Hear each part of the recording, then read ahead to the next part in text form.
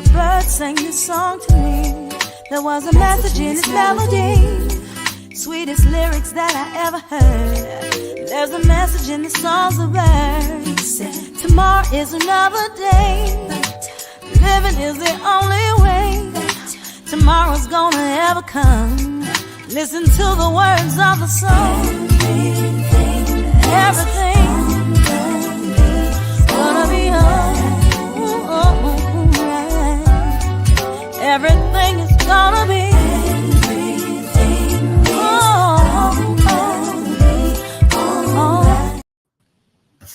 Greetings to all of you who are tuning in now live. And as you know, if you're live, you get to ask your questions live.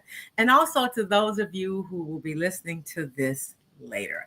I want to actually thank you for listening to both of them. But today we have an exciting guest, Barry Adkins. And I'm going to read some of his bio because I think that this is some things that we actually can learn a lot from, because he has experienced some losses that some of us have also experienced too. So Barry Adkins has shared with tens of thousands of people the dangers of binge drinking and his experience of losing his 18-year-old son, Kevin, to alcohol poisoning. The day that was supposed to mark the beginning of Kevin's adult life turned out to be his last. And Barry's message is both powerfully inspirational and a warning about the consequences of even one night of binge drinking. I want to thank you, Barry, for coming here today to talk to us about this. And there's something else too I think that's pretty cool is Barry actually set out on an epic 1,400-mile journey and walked from Arizona to Montana with his son's ashes in his backpack. I read that and I thought that, oh my God, just having that time together to walk through that and to work through whatever you were thinking must have been just a really spiritual experience, as well as one that actually probably helped to heal your heart. So thank you for joining me today to talk about this. I really appreciate it. Well, thanks for having me on the show, Stephanie. So Barry doesn't know it. We really have one little thing sort of in common, because I lost my only son to a homicide. He went to the barbershop, had an appointment. They were expecting him, came out, and he was shot 11 times. So I understand how it feels to lose a child, especially one that's beginning to actually start his life, his adult life. So can you share with us the story and the events that led up to it and how you think about it now as opposed to how you were thinking about it then? Well, I'll briefly share exactly what happened, Stephanie. So I'll start a couple months before he passed away. He had just graduated from high school. He's 18 years old. I remember going to his high school graduation ceremony, and he gave me a hug and whispered, "Thanks for not giving up on me, Dad." And he gets out of high school. He met my financial requirements, so I agreed to co-sign a loan because he wanted to buy a new truck. And so I'm hoping he'll find one from a private party. He'll go down to the credit union, sign papers, be out of there in 5 minutes. I got to go down to a dealership. And if any of your audience works at a dealership, I apologize, but I really am not a big fan of that process. So I go down to sign the papers. I sit down in the financial guy's office. The first thing he says to me is, "How about some life insurance?" I'm like, here we go. I said, "I don't need any life insurance. My wife will do just fine if something happens to me." And he said, "I'm not talking about your son. I'm not talking about you. I'm talking about your son." And I'm that guy. I'm that guy who rather indignantly told him that 18-year-old boys don't not die. They don't need any life insurance. But I was wrong. They do die. He wouldn't live long enough to make a single payment on that truck. So a couple weeks later, he decided he wanted to move out. I remember him coming into our living room, sitting down in this brown chair and talking about how his life was finally beginning and he wanted to move out. And I did my best to discourage him, but I didn't have any luck. So his buddy Craig came over and they started the process of moving him out, right? He's 18 years old. He threw a bed in a dresser in the back of his truck. That was his definition of moving out. And I remember him coming in the living room before he left and telling me that he wasn't going to take his toothbrush with him. He'd be back tomorrow morning and grab it. I walked out front with him like I normally do, gave him a hug, told him that I loved him and be careful, watched him drive away. It was the last time I saw him alive. That night, his friends threw a housewarming party, started with a keg of beer, moved on to shots. He left a voicemail for his sister that night, talking about how drunk he was and how much fun they were having. He passed out a short time after that. His buddy Craig was worried about him. Eventually, about 4 o'clock in the morning, calls started coming into 911. First calls were difficulty breathing. Next call, not breathing. My son died alone in the hospital while I was peacefully in my bed. The next morning was Sunday morning, Stephanie. I'm sitting around with my wife talking about what we're going to do or not do, drinking coffee. About 8:30 in the morning, the doorbell rings and we're looking at each other because we weren't expecting company. And I open the door and I see 2 police officers and someone in plain clothes at my front door. Should have been a big red flag, right? Should have been, but I'm that guy. It didn't even occur to me that something bad had happened. I actually joked with them as they came in, thinking this had to have something to do with a dog or a parked car. They didn't laugh at any of my jokes. One of the officers stood, and the person in plain clothes stayed by the front door. The other officer walked in and stood in front of that brown chair that Kevin had sat in before and talked about how his life was finally beginning. He said there'd been an accident. Your son is dead. And they handed me his driver's license. There's something pretty final about it when an officer hands you your child's driver's license, because until that exact moment in time, you're holding out hope. I think you're holding out hope this is all a big mistake. Yeah. But when they hand you your child's driver's license, you know he's gone and he's never coming back. I know that many parents assume that their kids understand the risk of alcohol. And what misconceptions do people have about binge drinking? So I know as I preached alcohol, no drugs, no alcohol, no drugs. I think all of my kids' life, we all did. And I'm sure we heard it from our parents too. So what are some of the misconceptions that they have about binge drinking that we might need to know about? It only takes once. And the second thing is when somebody's passed out, it's impossible for you to know how much trouble they're in. And the smart thing to do is to take them to the hospital. And if you think you're the first person that ever took somebody who was drunk to a hospital, happens all the time. It happens all the time. And I tell everybody, if you're ever in that situation, think about Kevin's buddy, Craig. It's a night he'll never forget, I promise you. You know, you're right. People don't think to take them to the hospital.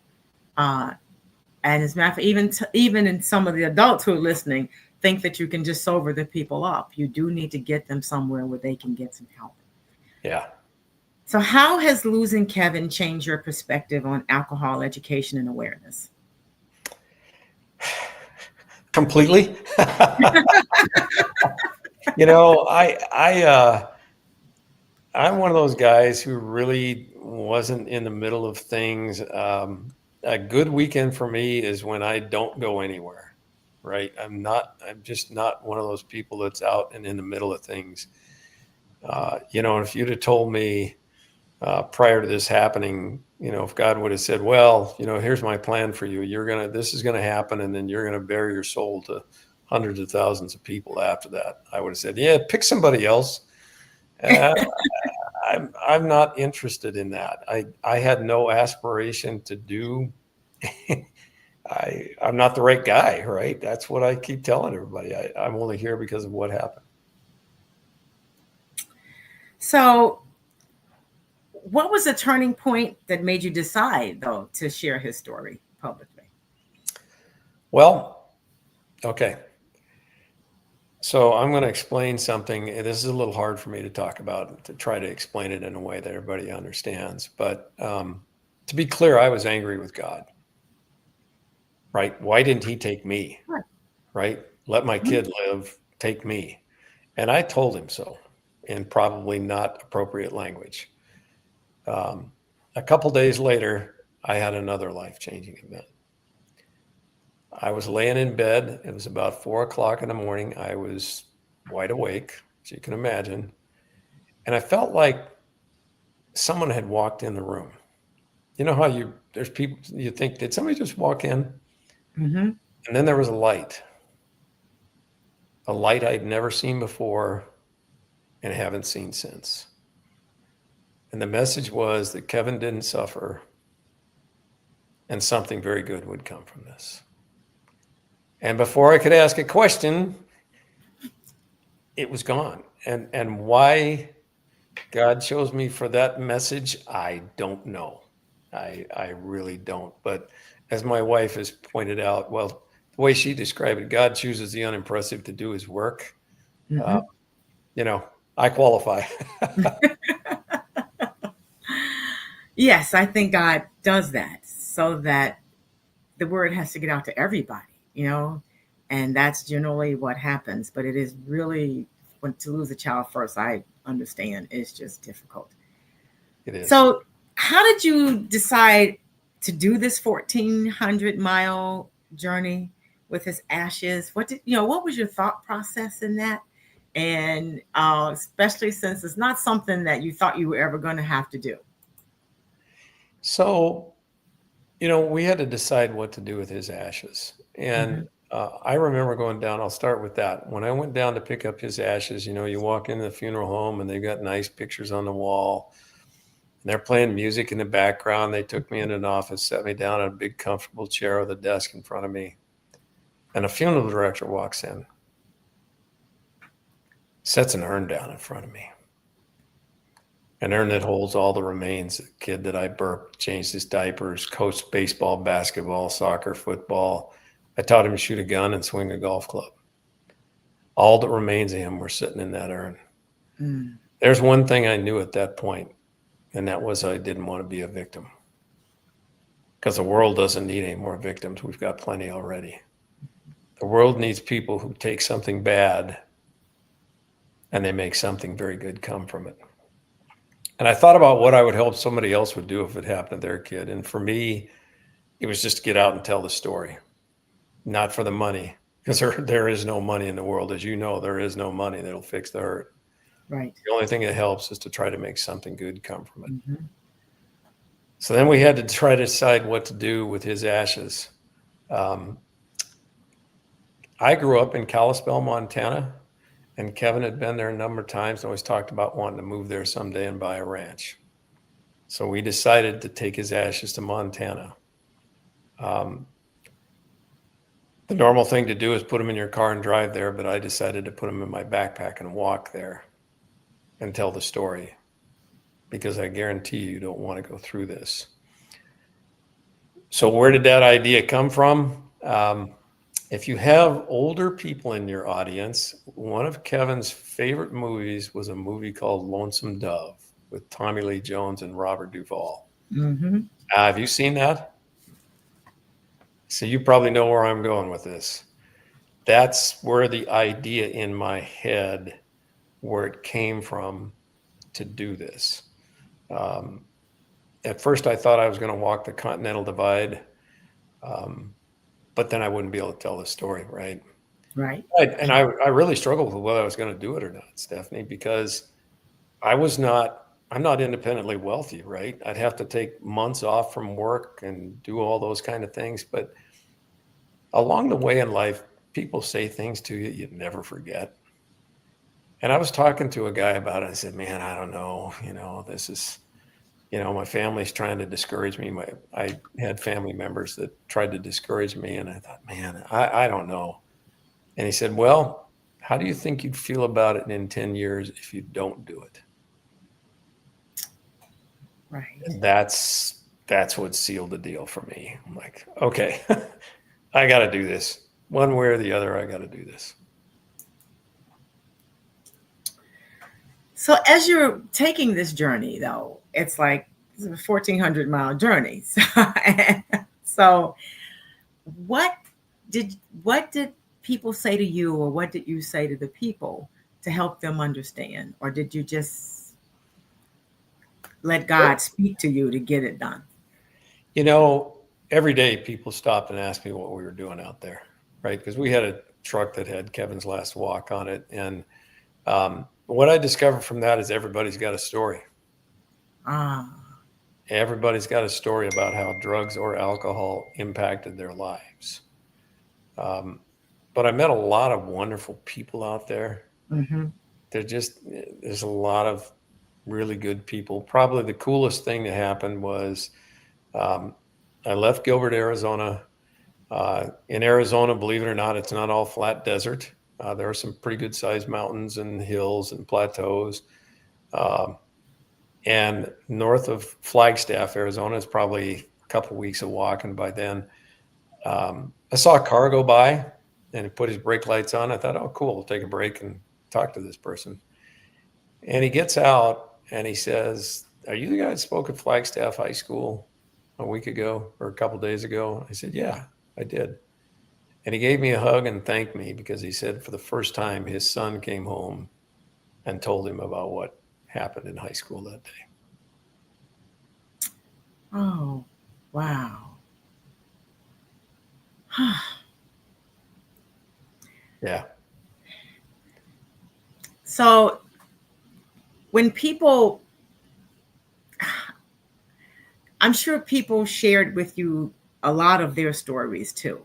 So did you find that this walk was not only helping you heal, but it was helping other people heal too?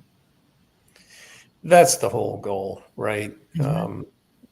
I got the side benefit of helping me, but I stopped and told a story, I don't know, 30 or 40 times. I don't know the exact numbers. If my wife was here, she could tell me. It was 10 or 15,000 kids along the way. And there was people that would stop and say, hey, can you come and speak at my high school tomorrow?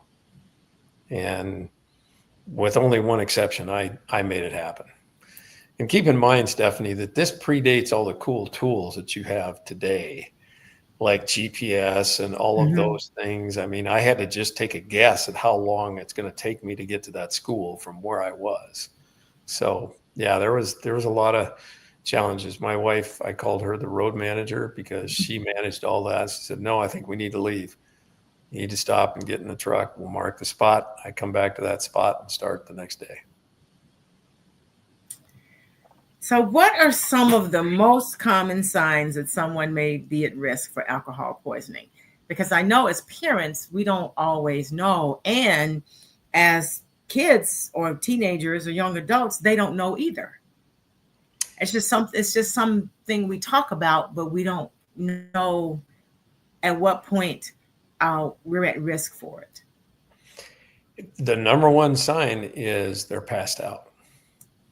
Okay. Right.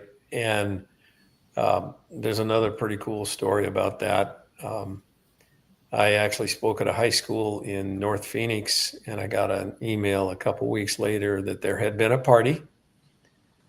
One of the students that was at that party had listened to my story, to Kevin's story, and somebody passed out. The kids at the party did not want to call 911 because they didn't want to get in trouble. So this kid put the guy that was passed out in his car and drove him to an urgent care facility, who called 911. They air evac'd him out and saved his life. So if they're passed out, you just don't know how much trouble they're in. You can't physically look at them and tell. It's not possible. Yeah, because sometimes we think that we know, and I'm not a drinker, so I would be so I think you're in trouble when you had a second drink, okay? Yeah. Because I'm not really a drinker. So I think that's when you have the trouble. As at that time, it's like, just get out of here. You need to do something different than this. But and sometimes, especially today, there's a lot of things and a lot of substances that, people fantasize about it online and all of that, and the kids want to try it, but it's not always good for you. So if someone suspects alcohol poisoning, what immediate action should they take? Because everybody thinks they can heal something. For me, call 911. Exactly. And he said, call 911. 911. Right. And I know that some young people think that they'll all get in trouble and stuff like that. And I'm sure there's some consequences to everything that we do. But saving the person's life is the most important thing you could do. And then anyone listening to it, you need to avoid drinking this much alcohol. Yeah, I mean, yeah, somebody could get in trouble, but I tell everybody, think about Kevin's buddy Craig. It's a night he'll never forget. And as I've told students too, let that be a problem. Right. Let that be the problem, that somebody got in trouble instead of somebody dying. That's a good trade-off. That's a good trade-off. Really, really good trade-off. So what are some of the biggest challenges, though, of getting young people or even adults to take this issue seriously? Nobody ever believes it's going to happen to them. It's as simple as that. Oh, right? that one again. Okay. Nobody believes, including me, when I say I'm that guy, I never believed, and I'm thinking you probably were in the same boat. You just never, it honestly never crossed my mind, Stephanie. Nobody believes it's going to happen until it does. Well, I had a lot of terrible things happening to me growing up, so I actually now believe all of this can happen to me. So I've never drank too much because I just believed I would be the only one. Yeah. All right. And in my thought, and then I wouldn't even die. That means that my mother would kill me. Well, and I get asked whether I talk to him about drinking and that kind of stuff. I talked to him a lot about drugs, but I didn't talk about alcohol because we had a family member that was an alcoholic, and he saw what happened to him, and he said, I'm never going to let that happen to me.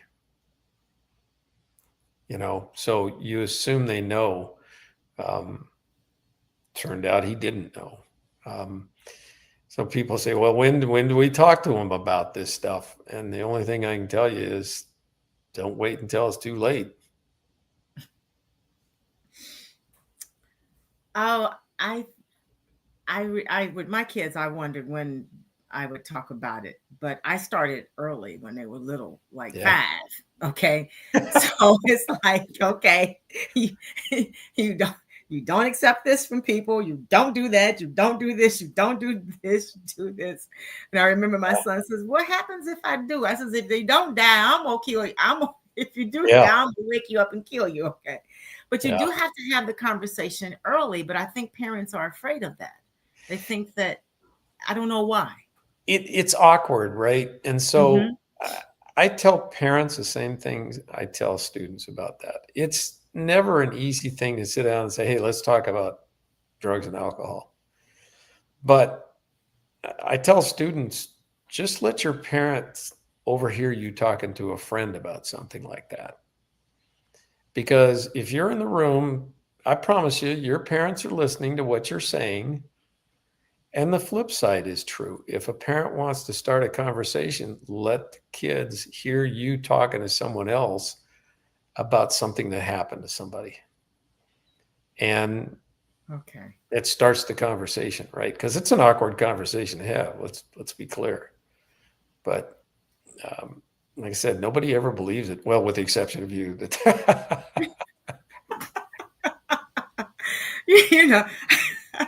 But see, I had one of those mothers where I just thought that like I would die. She would just kill me for everything. So So no, I didn't want to try her. My siblings were a little different, but no, I believed her.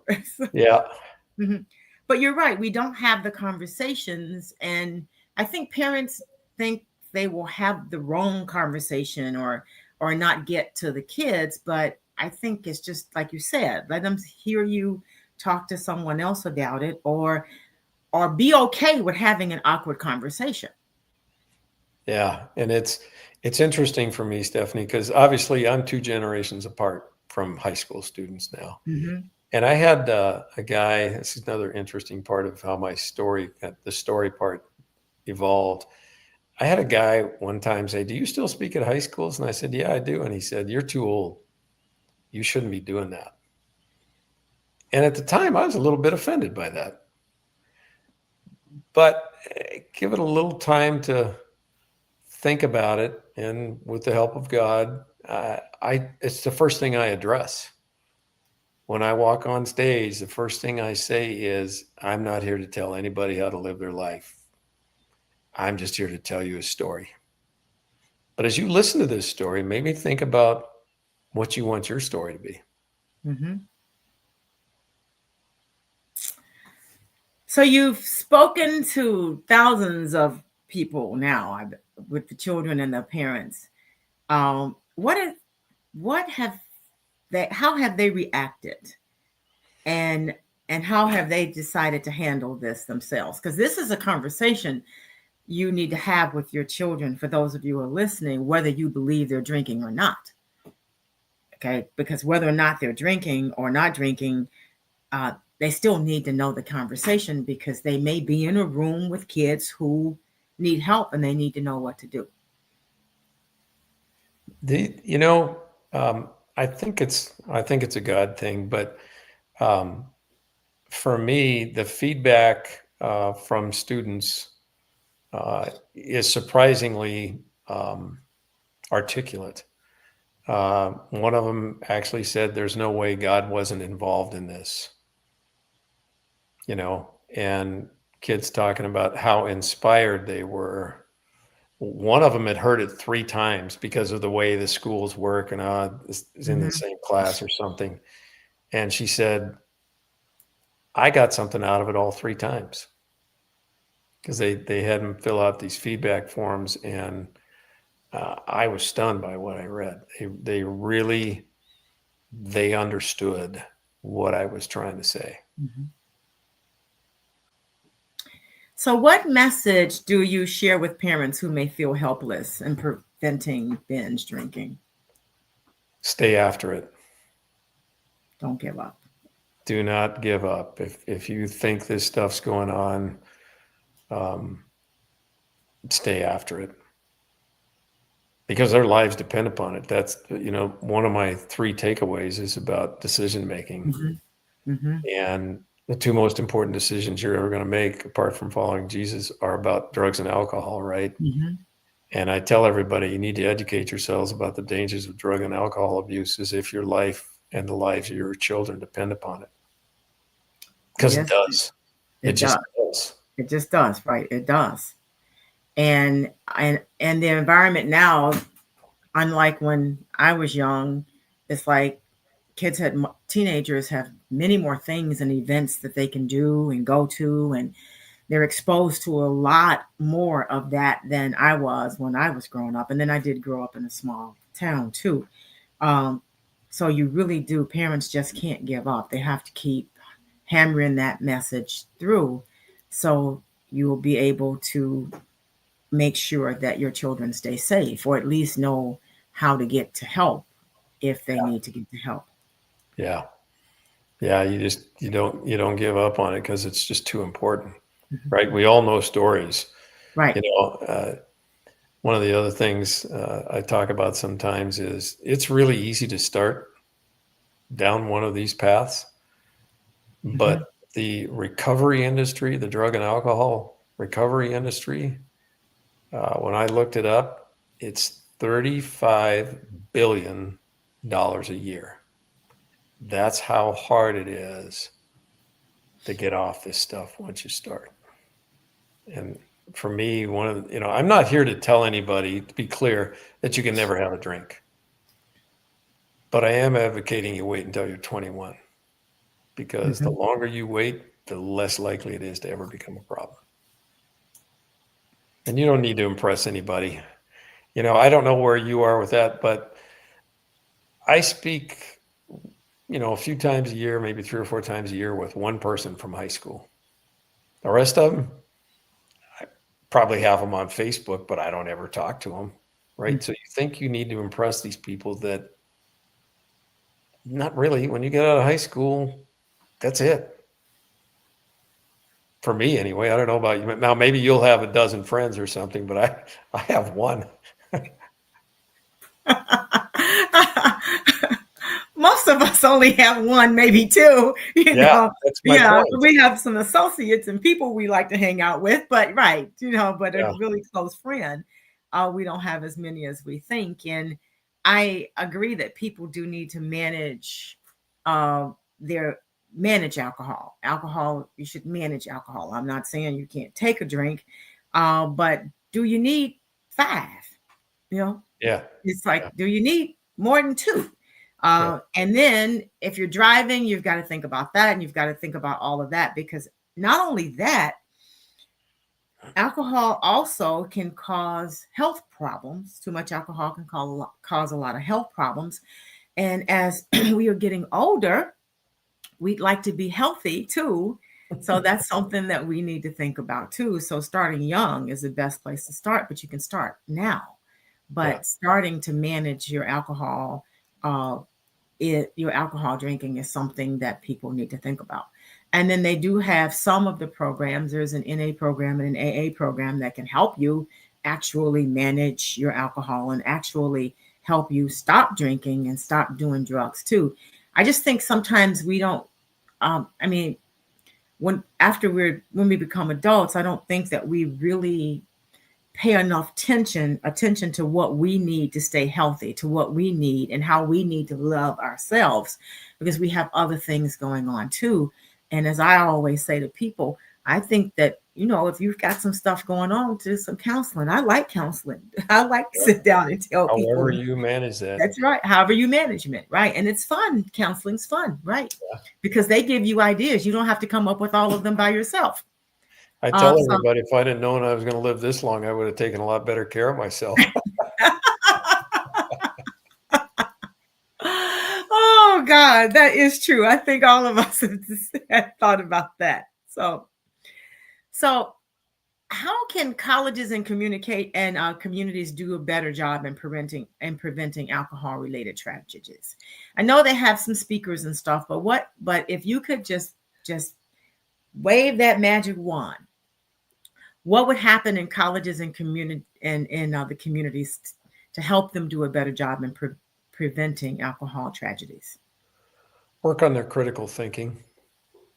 That's the thing that's missing, right? This front part of the brain when they're that age is not, that critical thinking part is not developed. I know it wasn't on me.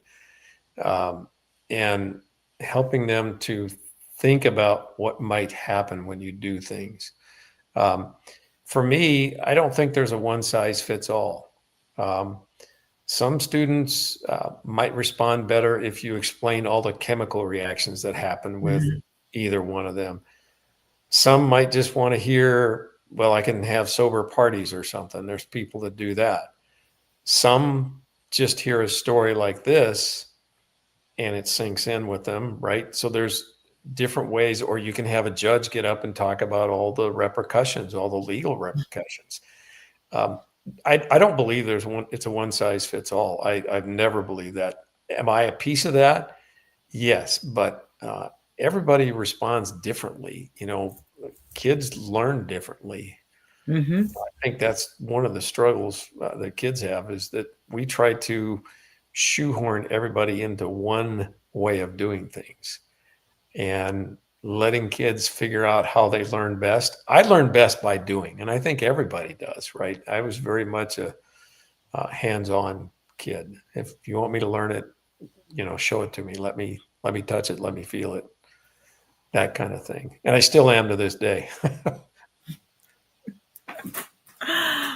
I think I like to do it, but I literally will survey what's happening to people about stuff and then decide Do I want to go through that much pain? Yeah. Do I want to do this? So I actually learn by watching others sometimes too. So it's like, so you don't have to show me but one time. And that's actually what happened to me when I was in high school, because I don't drink. So I don't have to see but one time someone like throwing up over their best clothes. Yes. And I like my clothes. So Yeah. yeah, so I can learn that way. Okay. But I think like you do though, you got to teach it every way possible, because everybody thinks differently and everybody works on stuff differently and everybody has different issues. So Yeah. you've always got to find ways to get the message to people, and they need to be different ways. Because the Yeah. more our society changes, the more how we think about changes. Yeah. And the prevention industry is really not, I don't know if I would even describe it as an industry, because it's mostly a lot of different nonprofits doing things, people like me doing things, this person's doing it. Mhm. Uh, it's not really a cohesive thing. I really wish it was more cohesive and kind of managed, but there really isn't any money in it, Stephanie. That's the difficulty is it's not like somebody could hire me and pay me a decent wage while I go around and do this. That money, yeah, there's grants and that kind of stuff, but it's not really, you know what I'm saying? It's just not, Yeah, it's not a yeah, cohesive thing. right. Right. And I've always wondered why, because you don't see the stats on TV. You see very few commercials even, and every now and then you'll see a "Don't drink and drive" commercial. So, but that sends a mixed message. Okay, as long as I don't drive, I can drink. You Yeah. know, Yeah. things like that. So I don't think that, because we don't have an organized way to talk about the tragedies, especially the teenage tragedies. I don't know how we get control of this, except for parents sitting down and talking about it, uh, and then talking to it about their friends too. So I know I talked to my son's friends about alcohol and drugs, and if I ever find anything that I think looked like it was alcohol or drugs, y'all not gonna drive my car for 365 days, So, so but we talked about it. Yeah.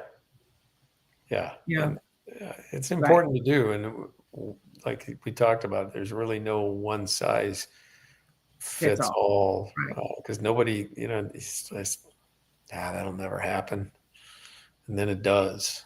And then it does. And then it does. So with the peers, I know a lot of times, um, sometimes they're enabling, sometimes they're preventing. So can a person who's drinking peers actually approach them and help them understand that they're drinking too much, or preventing a dangerous drinking episode? So can their friends help them with that? I believe they can. And the more that understand that, the more, and that's part of what I talk about too, is you need good friends. Hmm. You need real friends that'll say, no, you need to stop or you're going to have a problem. Right. And Right. that's a different kind of relationship. Mhm. Right. Right. That's a different kind of relationship. But you do need those friends. So anyone listening, uh, we even need those friends sometimes in adulthood too, because uh, alcohol related deaths and tragedies occur in every age group. So Yeah. we need to be careful about what our kids see us do and how they see us handle things, because they're watching and they're looking for clues as to how you handle things. So you've got to be careful with that. So how do you balance your grief with advocacy? Because losing a child is a hard thing, and I don't think you ever get over that. You don't. That's a fair way to put it. There are moments. For me, it's about 20 years in the rearview mirror. But I'm going to describe my perspective on it. It's not everyone's perspective. But for me, what I wanted to do was I wanted to go back and feel the way I did the day before he died. And that's just not possible. The old you, and this sounds a little harsh, but the old you died with your child. Mm-hmm. There's a new you there. Mm-hmm. It's up to you to decide what that new you is. What does that look like? Because we both know that it can go horribly wrong after someone loses a child. It's very common, but it's also possible to take that energy, and it's a lot of energy, as you know. It's a lot of energy. Grief is sounds corny to say, but it's a very powerful energy that can be used for good. You have to figure out how to channel it. Yes, you do. And you do have to, I think also that people who have lost children to whatever, you do have to know that you're going to have those days where you miss the days without them.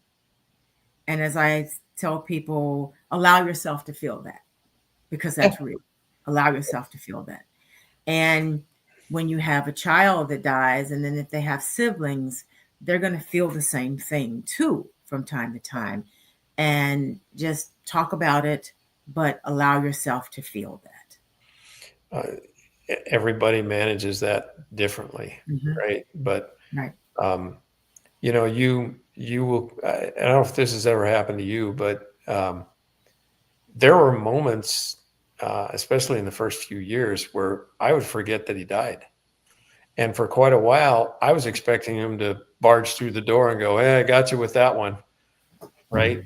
But there are those moments where you forget. Bev, my wife, was out shopping. I think it was that fall, and she was at the store, and she goes, "Oh, I should get that for Kevin."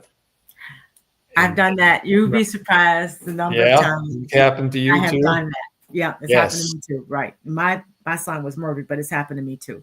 Yeah, It's like, or you forget. Or you just forget. Right. You do. Or you see For a something moment. and you right. Oh, I got to call him. Oh, Yeah, I can't call yeah. him. I Right. need to call Yeah. and tell him about that. Yeah. Yes. Right. But you know what's interesting for me, and this is everybody's different, is I still dream about him occasionally, Mhm. but in all of my dreams, he's not dead. He's never been dead. Right. I'm not surprised that he's there. I'm not like, oh my gosh, there's Kevin. And I know not everybody has that, but when I see him in a dream, it's just, okay, he's part of the dream. Mm-hmm. He's part of the dream. Right. Yeah. And I don't think that part of them ever goes away. But you're doing great work actually talking to people and children and letting them know about the dangers of drinking, binge drinking, or drinking too much, or drinking at all, as a matter of fact, because we don't really know what's in the product. You don't know how it's going to affect you. You don't know what's happening within your own system. So there's just a lot of things that we need to be aware of when it comes to if we make a decision to consume alcohol and how much alcohol. Yeah. We just don't know, because there's, they don't have all that stuff on the back of the bottles like they have to put on the food, so we just don't know. So where can people learn more about your work, and how can they support you? So the website is kevinslastwalk.com. If you search for my name, Barry Adkins, on Amazon, I did write a book. We could probably talk about that for another hour. But really, on the website, you can reach out to me, because my big thing is I just want to go places and tell the story. Mm-hmm. I've got a lot of stuff scheduled, but I want to go places and tell the story. And to be clear, I'm not looking to make any money on it. If I have to get on a plane, there's travel costs, but it takes someone who wants to help me make something very good come from this, to make the connections. And that's usually when I travel, it's usually because somebody saw something and they take the initiative. I spoke in Nebraska, and I asked the guy, well, how did you hear about me? He goes, well, My wife bought your book, and I came home and she was crying, and she said, "You need to get this guy in here." And that's how it happened. So tell us about your book. What's the name of your book? The book is Kevin's Last Walk, A Father's Final Journey with His Son. It was harder to write a book than it was to walk to Montana for me, because I'm an engineer by trade. I'm not trying to figure out how to put all that together was difficult. Stephen King wrote a book on writing that helped, because he said that it's two parts of your brain. There's the creative part and then the logical part. And he said, when the creative part goes, he said he would go in a room and lock the door. I didn't do that, but I went places where I was quiet, where there was nobody else around. And I would just type a stream of consciousness, just start typing what you're thinking, and then come back later and figure out what to do with it. But it was a lot of work. I don't know if you've attempted to do it, but man, it was hard work.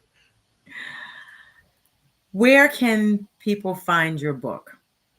It's on Amazon. It's Kevin's Last Walk, A Father's Final Journey with His Son. But it's easier if you just search by my name, which is on the screen there, Barry Adkins. It'll come up right up at the top. Okay. And it's available on Amazon and any other places? Barnes and Noble. You can actually buy it from the website too if you want. Most people buy it from Amazon. This print on demand is a pretty impressive product that they do. And what's your website, just in case they want to go get it from your website? It's kevinslastwalk.com. And on Facebook, it's Kevin's Last Walk. All one word. Okay.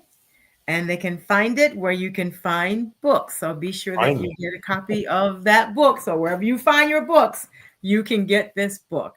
Remember, the title of it is Kevin's Last Walk. So they can support your mission by buying your book, by listening to your lectures. And I know that there's a lot of other things going on where people really, really, really can use this work. So if any of you are listening, it would be great for you to invite them in, because this is a story not just for children or teenagers. This is a story for adults, because if we aren't careful with how we manage alcohol or even drugs, then this can happen to people easily. And we have to know what to do and how to respond. And then you can also use this information to have a conversation with your children. So try to have those conversations early and often. And even when they get tired of them, just have them conversations early and often, because when you lose a child, that's one of the hardest things to get over. And you will be, so if you don't lose the child, they're just going to be mad because you kept talking about it, but it's all right. They'll get over it. It's a good problem. They're going to live to get over it, to remind you how many times you told them that, right? Yeah. But that's important. So let us know again, Barry, where do you get the books? Because I know people are scrambling for pencils now to write down where they can get your book. They can get it on Amazon.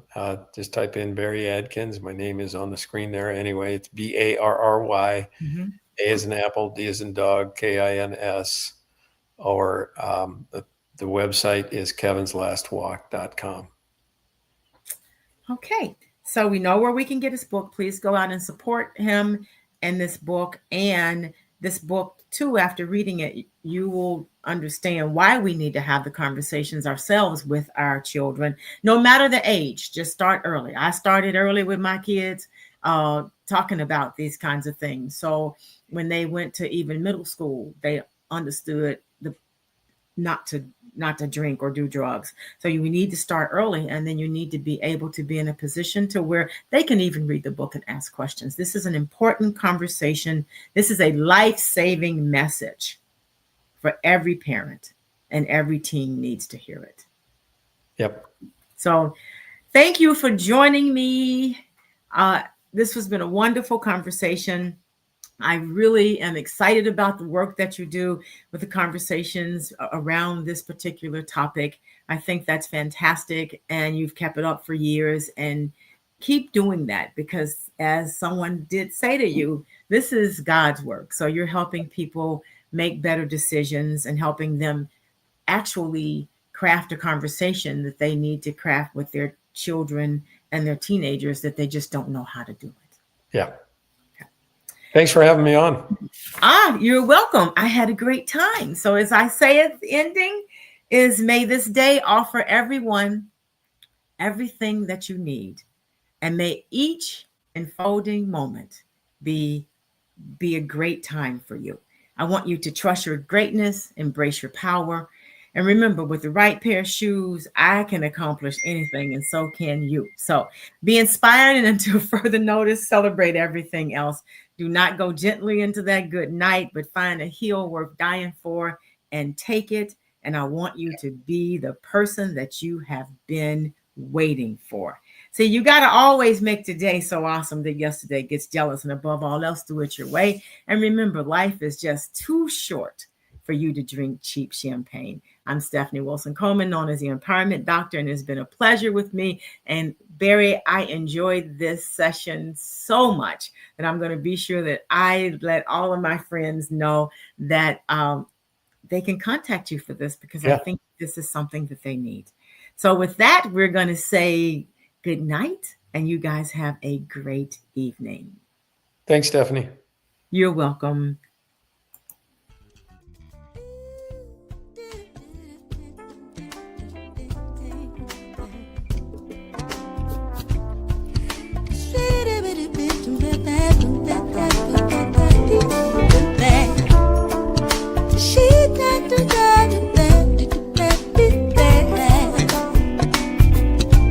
Life's too short to drink cheap champagne, so I decided to buy me